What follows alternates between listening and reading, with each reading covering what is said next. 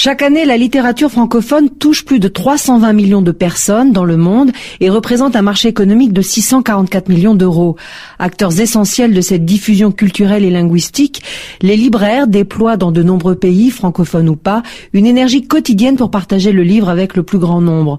Réunis au sein de l'Association internationale des libraires francophones, qui fête cette année ses 10 ans, quelques-uns de ces passionnés ont participé ce week-end à un débat intitulé « Vendre des livres à l'étranger, quelle aventure !» Fabrice Piot, journaliste à Livre Hebdo, a animé cette table ronde où ont été évoquées et les stratégies et les difficultés. On a eu des expériences assez originales qui ont été citées, comme Thierry Milogo de la librairie Mercury au Burkina Faso, qui explique qu'il envoie ses libraires dans les salons de coiffure.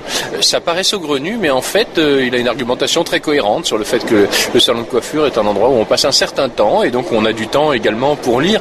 Et ce n'est pas si anecdotique que ça, parce que plusieurs libraires étaient présents. Il y avait une libraire du Chili, il y avait un libraire du Liban, et tous disent qu'en fait, oui, c'est pas toujours le salon de coiffure, ça peut être un autre type de commerce, mais le fait d'essayer d'aller trouver le client dans un autre lieu est un atout, un élément important pour développer une librairie à l'étranger.